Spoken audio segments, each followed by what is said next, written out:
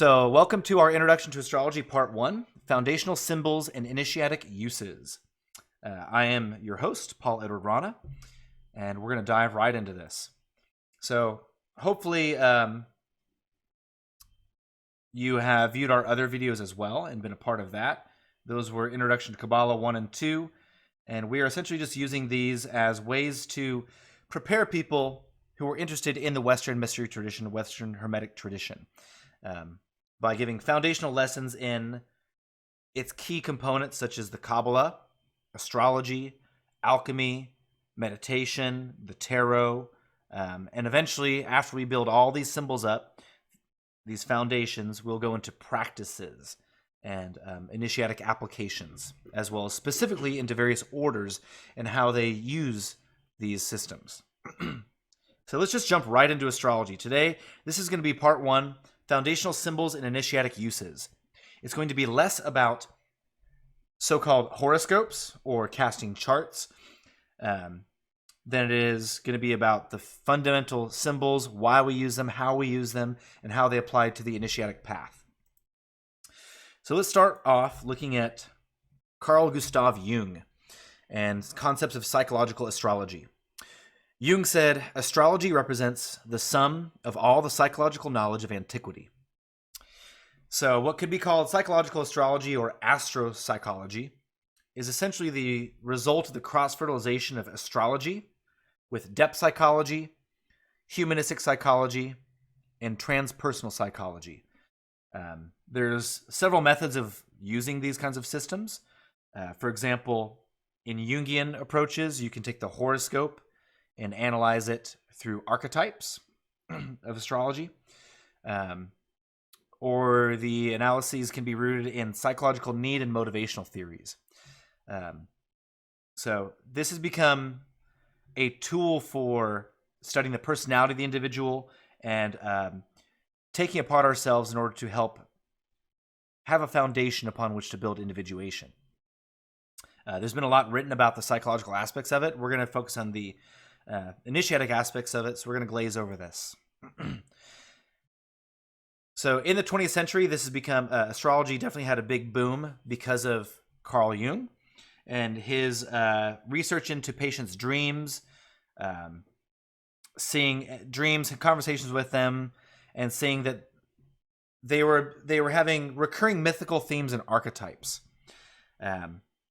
And he found that astrology helps us tap into these universal and timeless archetypes in order to channel universal experiences and emotions, recognizable patterns of behavior that can perhaps lead to certain probable outcomes. We can link these astrological symbols to deities, to myths of the past, not just the literal stars in the heavens, and not just the idea that we are ruled by something outside of us, but rather that they are symbols and archetypes in the collective unconscious that we can come to knowledge of both within and without. Regarding the idea that Aristotle's ideas of formal causation, posing that whatever is born or done at this particular moment in time has the quality of this moment in time, which could be an argument for astrology perhaps. Jung did not necessarily, he took a more acausal approach and didn't necessarily take it quite so literally in that sense, but still these symbols were highly useful to him. So astrology and the initiatic path. This image right here of the alchemical mountain basically shows all the symbols we're going to talk about today, plus some more that we'll talk about in the future. You have a mountain, and you have a blind man at the bottom who's following a rabbit into a hole, which we all recognize that later reference in Alice in Wonderland. And inside that mountain, or above that mountain, within it, we see 7 steps of alchemical phases leading into a bridal chamber, into a chamber inside, in which you have a red king and a white queen. And you have above that the sun and the moon, and then crowned with a white eagle. So that is all going inside of the mountain. And what that's showing there are the 7 alchemical stages, which are represented by the 7 planets that stand on the outside of that mountain. So those steps going up on each side, the external forces, the external manifestation of those, the archetypes of those 7 alchemical stages, are our classic 7 planets. Remember that according to the ancients, the sun and moon were planets, right? They were considered part of the movable stars. So you have those 7 archetypes, which we're going to be exploring. And around that, they are all doing their dance, doing their play as actors in the play on the backdrop of the Zodiac. So behind us, we see the bright sky, the waters of the subconscious, the 12 signs of the Zodiac going around, and then even more fundamental than that, in the 4 quarters are fire, air, water, and earth, the foundational 4 elements. So this is essentially an image of all the forces we're going to talk about, and it shows you part of why it is we're studying astrology in the Western esoteric tradition, and why it is so important to have a basic knowledge of these symbols. We're going into these concepts as all of these being components of the universe, components of deity, components of ourself, just like the tree of life that we've been exploring in the previous 2. And essentially, just like we talked about in those first 2, where part of the goal of the initiatic path is to come to conscious knowledge of what each of these forces are, both externally as objective forces in reality, in nature, and as subjective forces within our own microcosm, and to balance those harmonies within and without in order to create that vessel in which those alchemical processes and the weddings can occur. So there's an overview. Let's get a little deeper into it. So remember, you all had homework, right? So you are hopefully well along. You're learning your 22 Hebrew letters. And now we're specifically tapping into this second to the right column, the astrology/element. So there's all the forces we're already tapping into. Now we're going to start going into their astrological and elemental and zodiacal meanings. The 10 Sephiroth that you're studying also have planetary applications, which we'll see. The 22 letters, 22 paths, and rows of creation as well. We're going to see those get dissected. And again, astrology uses the same foundational symbols as the Kabbalah. The elements, 3 or 4, the 7 planets, the 12 zodiacal signs, all combined together to make the whole. So let's start off first with galactic, as Paxson put it, with the most outermost sphere, and that will be the Zodiac. Before we get into the Zodiac, let's talk about why would we study the Zodiac, and why would we use Zodiac in practical magic or in initiatory traditions. So, from a psychological magical perspective, zodiacal forces can relate to our actions and reactions within our surroundings. Therefore, the purposes of working with them are A, to make these patterns conscious, our patterns and our actions, reactions. Make our patterns conscious and understand their roots. B, to give us the ability to change these if and when that is necessary. So, in comparison with doing perhaps elemental forces, you could say that zodiacal forces relate more to patterns which we've been taught or we've learned to adopt, more environmental perhaps. Their roots are often therefore much easier to reach and dissolve, and therefore to make anew. And therefore the effects or results from meditating with these things or doing invocations of them or working with these forces can generally come quite easily. Because they come easy, sometimes we'll feel like we really understand a sign rather quickly, or we've mastered a force in a short period of time. But we should be aware that this is seldom the case. Because on the contrary, the more that we understand ourselves, the deeper we can go. Right? So sometimes we might hit a wall. We might think that we've really conquered a force. We've like, cool, I understand my earth signs. I've integrated this. But as we go forth, and maybe a few years later, we've worked with other forces, other things. Perhaps it's time for us to go back and tap into those foundational forces again and work them anew. In that sense, you can go back and you can continue to refine yourself and continue to make these things more and more conscious and aware in our lives. So let's break down how the zodiac is laid out in astrology. So right here you have an astrological wheel. There's 12 signs of zodiac, right? We're positing that there's some basic knowledge here already. 12 signs of zodiac. There's 12 houses here. On the left, that is the east. And if you draw a circle going counterclockwise from the east to the so-called north, to the west, to the south, that is essentially the path of the sun going through the zodiacal signs. Okay? And if we graphed on top of this some image here, here we have a more colorful version of it. So there's your 12 zodiacal signs graphed on top of the 12 houses. Okay? You notice that the very first sign is Aries. Okay? And then that goes around in the color wheel. Right here we're using the Golden Dawn color patterns. Again, because those are the color patterns that are pretty much universal that almost everyone is using these days. From the Scottish Rite of Freemasonry to the Golden Dawn to books that don't reference where they got it from. They're pretty much the ones that standardized and codified this. And we notice that this image is very similar to something we looked at in our last two lectures, namely the Rose of Creation from the Kabbalah and the Golden Dawn. And in fact, they are one and the same. If you turn that Rose of Creation 90 degrees to the left, it is exactly the zodiacal wheel. That outer wheel right here, Hey, Vav, Zayin, Chet, Tet, Yud, etc., your 12 simple letters are your 12 zodiacal signs. Okay? So, there's your signs. Now, let's talk about symbols and names. Why are we using these symbols and these names, these astrological forces? You know, astrology is arguably the oldest, not only the oldest science known to man, but man's oldest religion.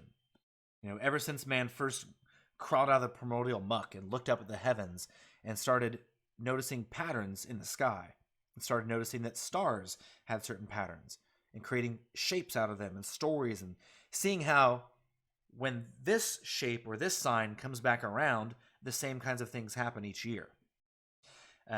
These symbols, these universal symbols, bridge gaps that would otherwise exist between different cultures, languages, and across time and space. And they make us able to access the ageless unconscious,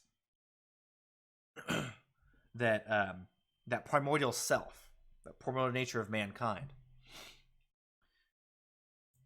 So let's go a little deeper into the houses here. So the houses, there's it is again. Here's another image. They're separated now to make it a little easier.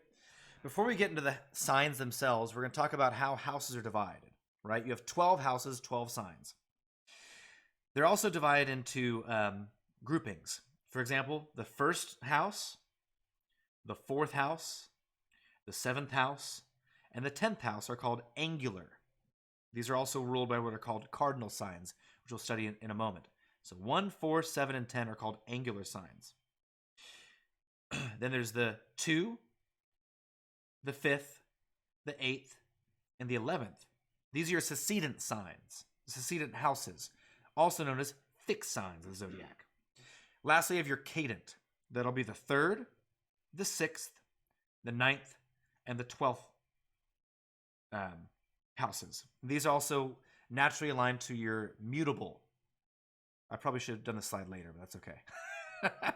So the houses in your chart are literally their homes, their placements, their backdrops. When your planets and your zodiacal signs fall into them, they're going to color how that house interacts.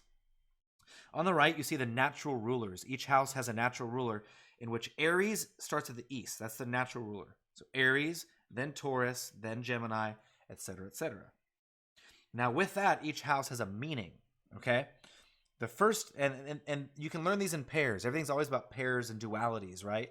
Inner and outer, up, down, yes, no, black, white. So it helps to learn these in pairs through key words. So the first house, its mirror is going to be the 7th house. First house, also called the ascendant. It is the point of the horizon the moment you were born, whereas the descendant is the point of in the west when you were born. Therefore, the east represents the sunrise, the west represents the sunset. So the first house, for example, represents the eye. whereas the 7 represents the you, the other. The second house represents me, mine, my personal possessions. The 8th represents yours, possessions of others. The 3rd represents the here, my immediate environment. The 9th represents more distant places or faraway lands. And you'll come to see how these line up with their astrological signs over here. The 4 right here, Cancer, represents my immediate environment, my home. My private life. Whereas 10, Capricorn, represents my public life. The 5th can be said to represent love given, the love that I give, whereas 11 can represent the love that I receive. The 6th can represent physical health, the state of my body, whereas the 12th represents mental health, the state of my mind. And yep, Paxton? The fifth house is naturally ruled by Leo, and it represents the identity along with the ascendant. So it generally actually represents the person's self-identity, and then the 11th house represents how other people view you or how you interact with a crowd. Yep, yeah. And basically what I'm doing right now is taking astrological keywords from Marion March and Joan McEver's Only Way to Learn Astrology. And as Paxton said there's other ways to look at these. For sure, Leo represents your identity, and 12th house represents your unconscious. But it can also represent, mental health, as in you have something, if you have an affliction in that, it's going to represent mental illness, for example, perhaps. And we'll get into delineation in probably the next one. So the 12 signs, we're not going to go through and teach you all your 12 signs. You can read a book for that. But these are extracts from The Only Way to Learn Astrology, Volume 1. And what I love about this book is that it teaches you key phrases and key words. So for each of the forces, every zodiacal sign, you're going to have a quality, an element, and a principle. And we'll get into those a little deeper. Element, we've already gone to that. The elements of fire, water, air, and earth. Principle of being active or passive. You'll have a glyph or a symbol. Aries is obviously the ram, so it's the ram's horns. And that's that symbol you see there. Whereas Taurus is the bull, so it's the bull's head. Gemini is the twins, so it's the Roman numeral 2. It's literally 2 pillars or 2 people. This also gives you quick ways to learn the anatomy, the parts of the body that are related to each sign. For example, Aries, the first house, represents the face, the head, your ascendant, the way people see you, and or the way that you see yourself, the way that you put yourself out in the world. Key phrase, I am. It is your identity in a lot of ways, and it represents activity. This is all relating to the aspects of fire, initiating fire, and Mars. Each sign will also have positive and negative characteristics, and it behooves us to learn these so that we can notice when we are indulging in one or the other. Now, the concept that we have that I am a Taurus, or I'm a Capricorn, or I'm a Gemini, we're generally saying that is our sun sign, right? But in reality, we are composed of all 12 signs, all 7 or 9 planets, all 4 elements in varying balances and in various ways. So it behooves us in the Initiatic path to come to a knowledge and conversation, essentially, with every single one of these forces so that we can understand them externally and internally. Because we're not only one, we're not only the other. We are, again, always seeking balance. So just to glaze over again, here's your basic signs. Aries, Taurus, and Gemini. Cancer, Leo, and Virgo. Libra, Scorpio, Sag. Capricorn, Aquarius, and Pisces. And like I said, we're not going to read these to you. You can figure these out on your own. You should pick up that book and learn these key words, because that's really the way you're going to be able to learn how to read astrological symbols on the fly. Let's go a little into how the zodiacal signs are divided and other symbol sets we use to identify them. We've talked about elements already in the Kabbalah seminars. So the elemental triplicities of the zodiacal signs. Every zodiacal sign breaks down or fits into one of the 4 elements, which you see there again allotted to the Tetragrammaton: Yod He Vav He, fire, water, air, and earth. So your fire signs are your Aries, Leo, Sag. This is all very basic, I know. There's your water signs, your air signs, your earth signs. And those are the overarching elements that will color what those forces are like. Just to go over them briefly in case you're not too familiar with the elements. The fire signs are those signs that will be ardent, enthusiastic, spontaneous, self-sufficient, and perhaps romantic. Misused, they can be impulsive, bossy, or too forceful. Your water signs are your feeling, your sustaining, your receptive, emotional, intuitive, responsive, sensitive, and deep signs. They tend to be susceptible to moods and are easily influenced by the environment.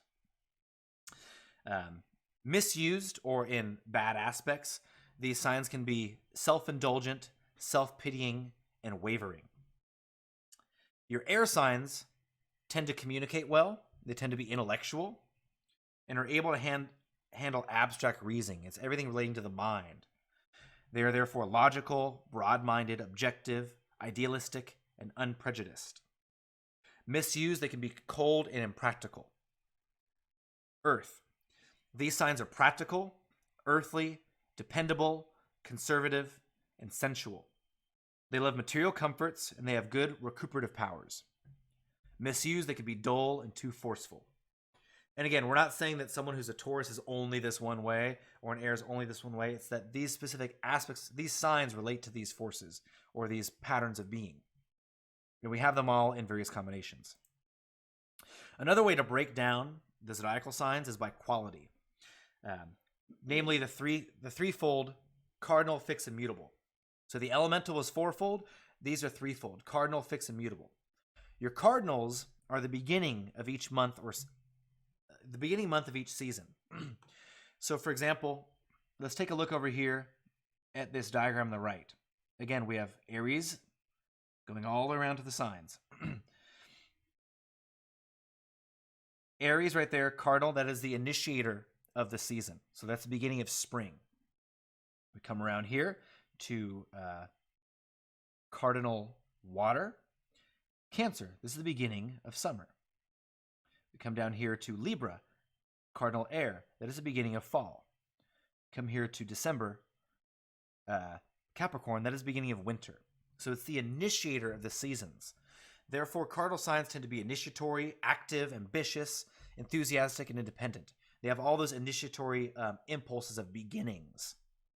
But again, the negative quality of that is that they can be hasty, and then maybe they fail to finish what they start. Your fixed signs are your middle month of each season. So those are going to be your Leos, Scorpio, Taurus, and Aquarius. So these are directly in the center of the seasons, right? They tend to be determined, able to concentrate. They're stable, they're resolute, but they can also be very stubborn and stuck in their ways, being fixed. Whereas your mutable signs show they're the last month of each season, and they show that transition from one season to the next. In the natural order of things, this is the closing month. This is the time to complete the work of the season while planning for the next one. Because they are transitory signs, they tend to be adaptive, versatile, changeable, sympathetic, and intuitive. Used negatively, they can be deceptive, crafty, inconstant, and undependable.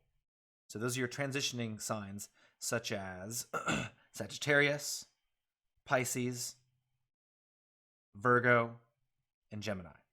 So there's another 3 and a 4-fold. Now, just looking at this diagram, since we've seen, to recap a few things, you see a triangle here. This is your fire triangle: cardinal, fixed, and mutable. Then we have our there's your element of fire, right? Here's earth. We have cardinal, fixed, and mutable. That's your earth triangle. Then we have our air triangle right here: cardinal, fixed, and mutable. Lastly, we have our water triangle: water, water, water, cardinal, fixed, and mutable. So it's an easy way to this is an easy way to learn your astrological houses, is to graph something like this upon it and label where those things are and start finding the patterns of cardinal, fixed, and mutable. Start finding the patterns of your angular, succedent, and cadent houses, and just learn where these things are. Makes just like the Kabbalistic tree of life makes easier ways to memorize these concepts. Also, something that people can contemplate is that why do the elements move this way? It's understandable that they initiate the seasons through fire, but then why do they move to earth? But so, like we take like Aries, basically, for spring. Why do we move from fire in Aries to earth in Taurus, then to air in Gemini, and then water in Cancer? And this repeats. There's an elemental progression that should cause people to think about, like, why does it move through this elemental progression? Why through fire, earth, air, and water? Yep. Fire, earth, air, water. Fire, earth, air, water. All the way through. And you'll see patterns like this. These are very simple patterns. If you jump into Enochian, you'll see very, very complex patterns that go through a whole variety of formulas. So start working with the easy ones first. Another way to look at our elements, our zodiacal signs, and how they're broken down is to look at the 4 fixed signs. So those were your central signs, right? The central of each month, the central of each season. And they relate to the 4 cherubim of Ezekiel. So the cherubim are said to be the living powers of Tetragrammaton, Yod He Vav He, Jehovah, Yahweh, the God of the Old Testament. And they are said to be the presidents of the 4 elements. They're basically anthropomorphizations of the letters Yod He Vav He. And these are also applied to the 4 writers of the Gospels, right? Matthew, Mark, Luke, and John. Fire, we have attributed to Leo the lion. Water, to the eagle, because that is Scorpio, which is a triple sign. It goes from scorpion to snake to eagle. Air, the man, the water bearer. And finally, ox, the earth. So these are elemental forces. These are archangelic forces as well that you'll see come up a lot in magical work. Another way to look at the zodiac is to break them down into the 12 tribes of Jerusalem. So each of the 12 tribes of Jerusalem is allocated one of the signs. You can also allocate the 12 banners of Yod He Vav He. The name Yod He Vav He we've been studying will permutate and rotate through. It'll be Yod He Vav He Vav He Yod, He Yod Vav He Yod Vav He Yod Vav He, etc., etc. And that'll apply to these 12 tribes. Here you see a recreation of the 12 tribes formed around the tabernacle during the 40 years of the Exodus. You'll notice that there is no one way to draw this diagram. Exodus gives you certain clues, and various organizations such as the Holy Royal Arch of Freemasonry or other esoteric organizations have attempted to redraw it. This version is my best rendition of what I think was going on from reading Exodus. And the part that they show in that is that it's the fixed signs basically that are in the cardinal points. Yes, exactly. So the fixed signs in each of the 4 cardinal points: the east, the west, the south, the north. Basically represent the cherubim, and so they show basically the manifestation physically of the divine name Yahweh. So it's important to realize that that's why they are in those 4 sides, basically towards the elements. Thank you. And then let's break down one more way of breaking down the houses. So we've seen there's 12 houses, 12 zodiacal signs. You see them in their central circle and their natural placements: Aries, all the way around to Pisces. Each 30 degrees, 360 in a circle, right? Divide by 12 equals 30 degrees. Each house, each sign houses 30 degrees here. Each sign or house is subdivided into 3 sets of 10 degrees, or decanates. So we see those here in this circle. 2, 3, 4, 10, 10, 10. Okay? And we're not going to get too crazy into that. Each of those 10 decanates is said to be also ruled by a planet, and those go through a revolution going down the tree of life. For example, right here, Saturn, Jupiter, Mars, Sol, Venus, Mercury, Luna starts back over. The cycle starts again. So that's going down the tree from Saturn to Luna. That pattern goes through all 12 of the signs. You also see these interesting little symbols here. These are tarot symbols showing the elements. You can read them as elements, or you could also read them as the suits of the tarot. So we've got the wands, the pentacles, the swords, the cups. Or as we were saying before, fire for Aries, earth for Taurus, the pentacles, air for Gemini, the swords, water for Cancer, the cups. Okay? Now, to further complicate this even more, each of these 10-degree sets, each of these 10-degree decanates, is further divided into a 5 and a 5. A quinance. So a day quinance and a night quinance, or a morning and an evening. So that makes for 12 signs, 36 decanates, 72 quinances, which leads us into the 72 names of God, the Shem HaMephoresh. The Shem HaMephoresh comes from the Kabbalah. This comes specifically from Exodus 14, verses 19 to 21. These are 3 verses, each composed of 72 letters. And when you write them in what is called boustrophedon, that's an interesting word, which is basically you write the first verse right to left, the second verse left to right, the next verse right to left. Then you get these columns here. You get these columns of 3. So you get a trigram, Vav, He, Vav, Yud, Lamed, Yud, etc., etc. These 72 break down into each of these 72 quinances, and they are manifestations of the name of deity in the universe that have further astrological, tarot, angelic applications that are used heavily in Kabbalah and in ceremonial magic, dating back from Moses in the Exodus to the Renaissance to the writings of Agrippa, the 6 and 7 books of Moses, and a whole array of other aspects of the magical tradition.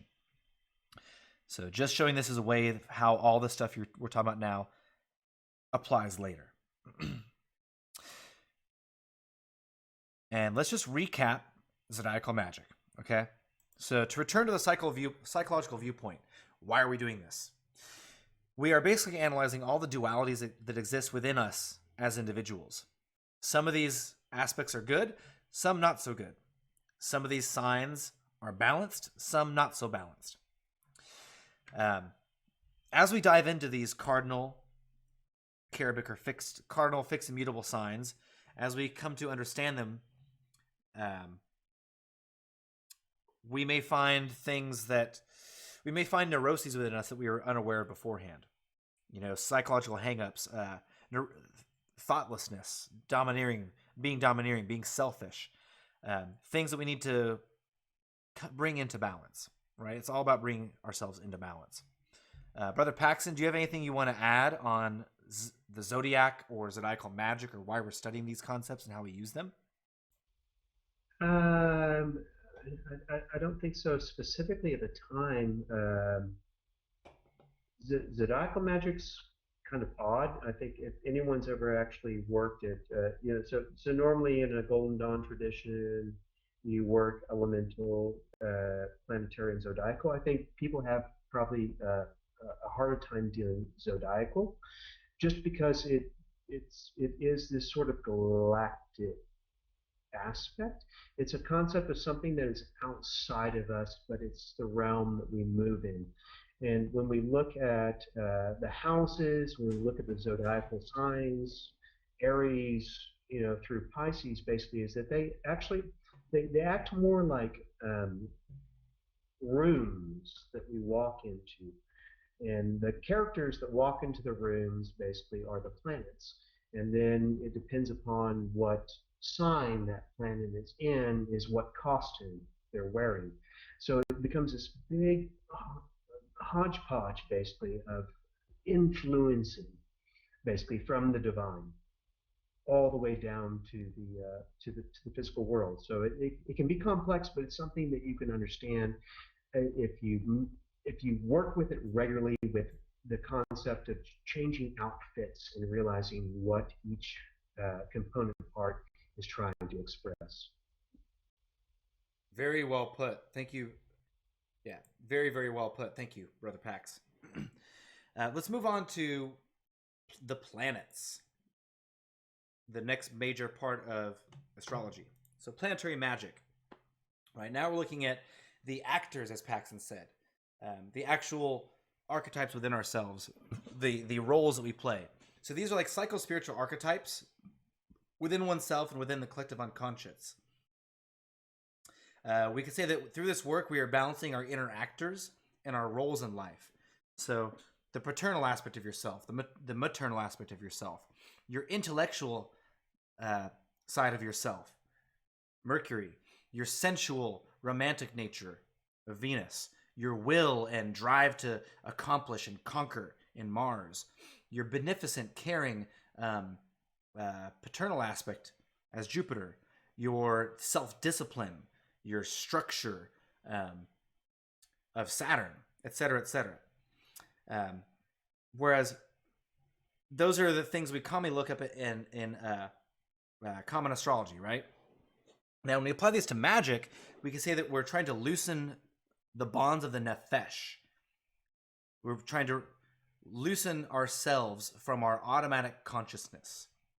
And just like the zodiacal signs, we're trying to make these things conscious and stop flip-flopping between positive and negative, between aware and unaware, right? Between like and dislike. From practical point of view, this means that we may encounter psychological complexes within ourselves or hang-ups. And through this work, we seek to lift these complexes to the consciousness in what is called in alchemy the work of necessity, the 7 passive operations of inner alchemy. So let's go into, we'll talk a little more deeper about that at the end. So planetary symbols, these are your basic planets, right? The Sun, the Moon, Mercury, Venus, Mars, Jupiter, and Saturn. Those are your classical 7 planets, to which we've also added Uranus, Neptune, and Pluto. Though Uranus, Neptune, and Pluto were found relatively recent, they've also been incorporated into modern astrology as well. You'll see certain modern orders utilize them as well, though most of the classical magic revolves around those first 7 planets. And there on the right is a symbol of the 7-branch candlestick from the tabernacle and the temple of Jerusalem. So each of these 7 planets relates obviously to 7 of the most foundational gods of antiquity, whether we're looking at Greek and Roman gods or any hierarchy essentially. The sun is, represents all the solar gods, gods of prophecy, etc., etc. We probably don't need to go over that.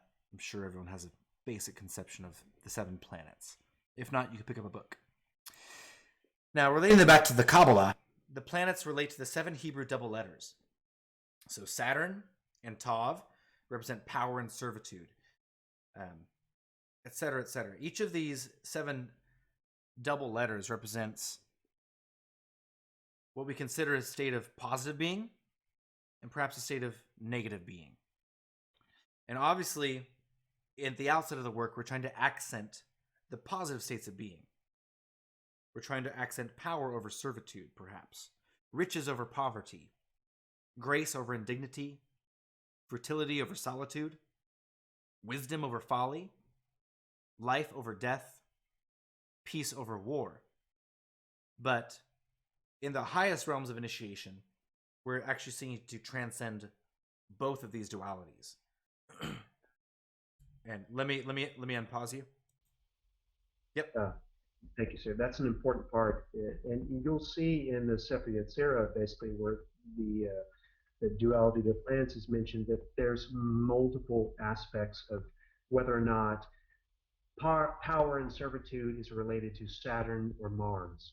So it's a very fluid system, but what Paul just said there is the most important thing. It's not about striving towards power versus servitude or riches above poverty. It's about negating them and not being subject to either. Exactly. Yes, it is about transcending these forces and not being at the will to go positive or negative, left or right. Because as long as we're stuck in these double letters, in that state of being, you are stuck in attraction and aversion rather than being sovereign, being sovereign. To point out another thing Paxton said there is that what you're seeing here, these attributions to the double letters and the planets, are only one version of attributions. There are multiple versions of the Sephiroth Zera. There are multiple ways to apply these. This is just one way that we've applied them. Moving on. Planetary magic. Working with these 7 forces. We can use these forces in perhaps 2 completely different ways. Okay, we can call this basically to call it down or to transcend. Calling down could refer to invoking that force, bringing that planetary force down, and then manifesting it. And doing that for the purpose of talismans, or making something happen in the world, or basically most of the stuff the grimoires are about. Trying to manifest something. So doing a love spell using Venus. Trying to win a karate tournament with the Mars planet, the Mars invocation. Binding someone through a Saturn invocation. Those would be examples of calling them down and manifesting it. But the problem with using planetary forces in this way is that when we manifest, we're not necessarily manifesting the pure essence of that force. We're bringing it to its lowest manifestation in Asiya, which recall the Kabbalah lectures, that is the lowest world. We're manifesting it in Earth. So therefore it will corrupt. Every metal corrupts, right? Except for gold, except for the sun. But as aspiring adepts, magicians, and theurgists, we are more interested in learning how to transcend these forces so that we are not controlled by our unconscious urges, right? So transcending and becoming conscious of these things and superseding them is always our goal. Do you have anything you'd like to add to that, Paxton? Yeah, especially in regard to this image. So what you're looking at here would be very similar to a rabbi talking to his students. And he's got the light behind him, and he's got the crown, which is Chokmah, and then he has the kingdom, which is Binah. These are all mental aspects. These are universal aspects that transcend space and time. But the people that are arguing around him and trying to figure out what he's talking about are the planets. And so we're always going to look, and we're going to see that there is a difference between the 3, which is what our rabbi / priest is doing. Like he's beholden to the 3. And then below are the 7, and they are the dualistic worlds. They are the worlds of right and left, good and bad, while he's got it all united together, and he's trying to pour that out to them. Very well put. Awesome input, bro. So, like Paxton said, we are making our dualities conscious.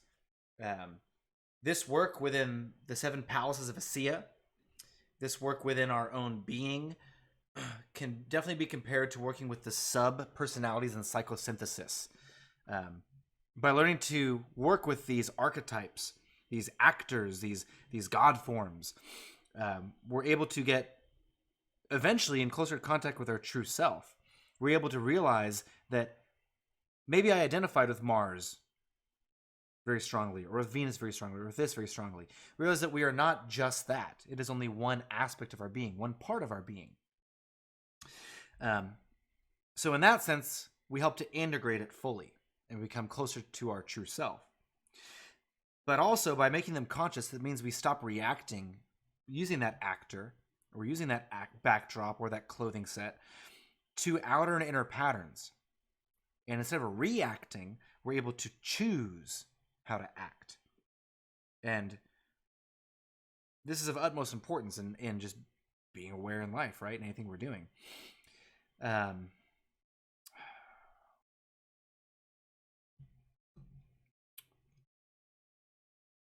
So, for example, all these aspects, again, they can be both good and bad in nature. We can see them as good and bad at first. But like we said, we're trying to transcend this, right? Very often what we consider as a good aspect, a good placement of a good use of our actor, can actually be based on a pattern of fear or guilt. So it could be a mask covering up something else. Whereas a bad aspect can actually be based on a pattern of virtue. So just because we consider something to be a good or a bad thing, when we dive deeper into these forces, we might see that their roots are something completely different than what they look like. And in this way, we can face life more conscious, and we can leave these patterns behind us. So, yes. Pause for a second. Would you take it back to the past image? Yeah. Just something to consider is, like, look at this image now, and in the globe, with the winged globe, basically, you see 4 and 3, and you see a trinary, a triangle, and a square. And if you look up above you, you see Jupiter opposed to Mars. You see Saturn opposed to Venus. You see those 4. So there's the 4, and then they redirect you back to the 3, which is the Sun, the Moon, and Mercury. And that goes back to what we were talking about earlier, is that there is something that is considered a mental concept that is incorruptible. That is the mind. And that mind is generally represented as 3. Anything below that is considered material. And 4 will be the first, like, keynote that you'll actually see. 4 will always represent matter. So in that image, they're showing you the combination of the 4 and 3 within the globe below. But if you look up above, look at what's going on. They've got 4 planets on the side, and the 3 basically crowning them, which are the Sun, the Moon, and Mercury. So it's just always consider, when you look at anything, look at 3, and then look at aspects of combinations of between 3 and 4, or 4 doubled. And you're seeing that's dense manifestation, and that's called body or nefesh. Your 3, your spirit, your supernal triad, your 4 of matter, spirit and matter. Spirit in the compasses, matter in the squares.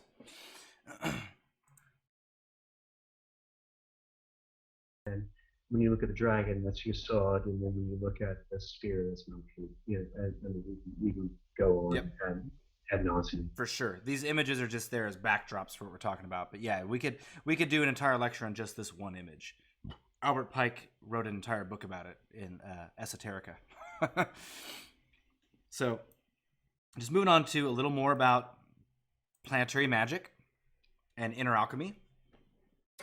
So when someone has the magician, the initiate, the aspirant, when you've confronted the psychological aspects that we've talked about before, the planetary work gradually starts to transcend into the 7 lesser or passive operations of inner alchemy.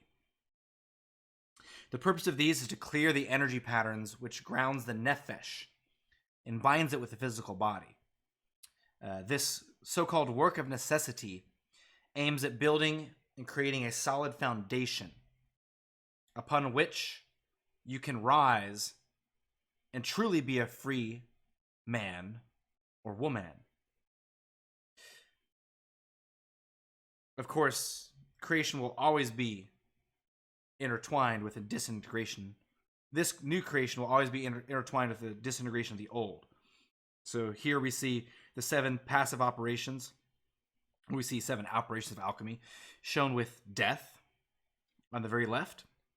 You see that bird, and then evolves, without going too much into all of them, it evolves into the resurrection of the soul.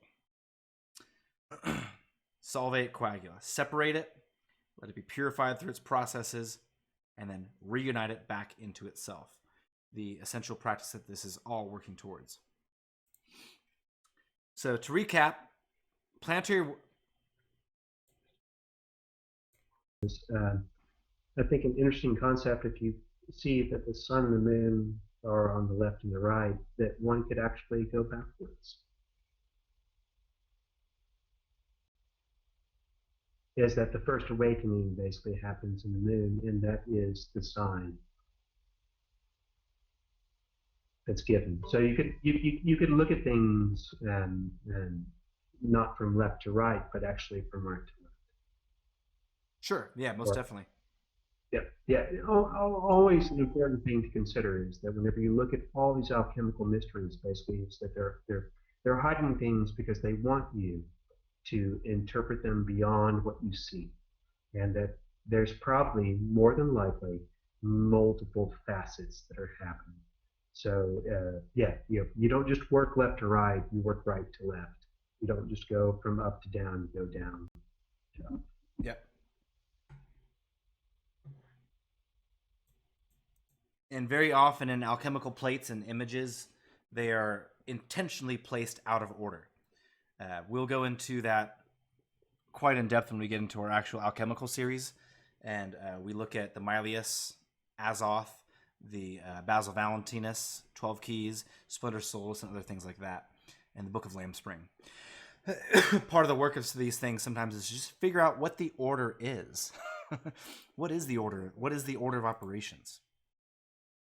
So to recap, planetary work the importance of planetary work cannot be overstressed, both from a psychological and an alchemical perspective. Regarding psychological aspects, if you don't deal with these complexes, then you'll be projecting these upon the outside world in a negative manner, while elevating them as virtues for yourself. And I'm sure we all have examples where we can see people in our lives that have done this, right? So again, we want to free ourselves from these dualities so that we don't project them everywhere around us and elevate them as virtues in ourselves, put us as separate from people rather than actually creating more relations with others.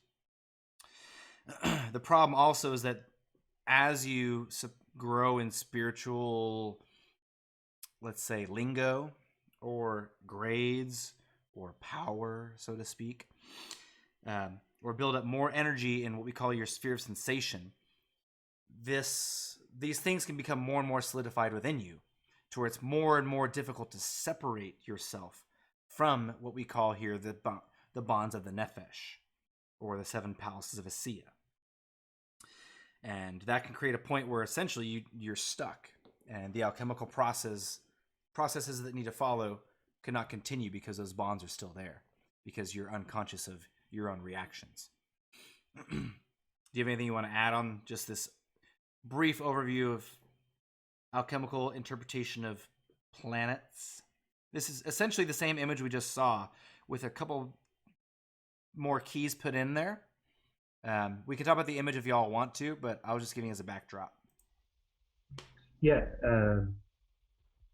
it's the same but different, and I think it just goes to show how flexible the system is. And like Brother Paul was saying, is that we have to figure out what the stages are that are going on, and the best way to figure out what the stages are is to actually go through them. And if you invoke the heart of alchemy, basically, or the heart of Christ within you, and you're looking to make a stone, you will go through them and you can piece them together. No one can teach you this. We can give you guide signs, Yep. and we can give you guideposts, but it's actually something that you have to experience individually through your own spirit journey. And it's the only way. Yep. The only way to do this work is what is given in this image. Visita interiora terra rectificando invenis occultum lapidem. Visit the interior of the earth. By rectifying, you will discover the hidden stone. Or through rectification or through fire, you will discover the hidden stone. So dive into yourself. Dive. Rectificando. Rectify. Yeah, which we could tie back to the Kabbalistic concept of tikkun. Yep. What is rectification? And I would encourage everyone listening and anyone that you talk to is like, what does it mean to rectify? What does it mean to be right? What does it mean to fix the broken things that I see in my life? Anything you have in your life. Why is it broken, and how do you rectify it? That's why it's up top. So we want to dive into our soul, into our corpus, our body. Discover what these forces are within us. Rectify what needs to be rectified, which is done symbolically through these images that the birds are going through, in order to eventually become a king and a queen in our life. So, just to tie things back a little bit to the Kabbalistic lessons, the planets we've looked at will be located essentially in our ruach. We're usually considering the planets to be our ruach, or our thinking sensation, our thinking sphere. Here you see the four elements again, the four parts of them we talked about before, and it'll be shown better in this slide. There's the tree of life we're used to, and Saturn will often pop down to Da'at when we're drawing images with it. But essentially, these are the planets: Jupiter, Saturn, Jupiter, Mars, Sol, Venus, Mercury, Yesod, and the Earth on the body of man. So some recommended readings on astrology are The Only Way to Learn Astrology, volumes 1 through 3 by Marion March and Joan McEvers. Those are just hands down like the easiest intros to astrology. Learn your keywords and apply them. Horoscope Symbols by Robert Hand goes much more in depth. It's more like essays about the signs rather than just keywords. So it's a good second step on it. Hold on, let me unpause you. So the way I have to record, I have to unmute. Otherwise, there's just background noise. Okay, there you go. Yes, sir. Robert Hand is a really fascinating character, and he's basically the #1 in modern astrology, horoscope interpretation. He started off basically as a Uranian astrology. He was doing like these dial techniques, super advanced concepts basically, and his books are incredible. And to this day, he considers himself to be a neoclassical. He believes that everything that you need to understand within your chart for spiritual growth is within the 7 personal planets. Like, he doesn't even deal with the outer planets anymore. So Robert Hand is a really interesting person to look into, and he actually still runs a site called Astrodynst. Basically, he's an incredible individual, and to go through so many experiences and go through so many concepts of astrology, and to come back as a classicalist speaks a lot. Thank you for joining us for our Introduction to Astrology, Part 1, as part of our Introduction to Esotericism series. Again, the purpose of this video is to introduce the primary symbols, such as the elements, the zodiac, the houses, etc., and why it is that we use these symbols and how they can be used in ceremonial magic, in alchemy, in inner theurgy. Future videos and lessons will focus upon further Kabbalistic teachings, initiatory systems in schools, and finally applications and practices that you can begin to start on this path. If you have any questions or are looking for more information, you can email me at grandmaster@martinism.net or find me on Facebook. Thank you very much for listening. We'll see you next time.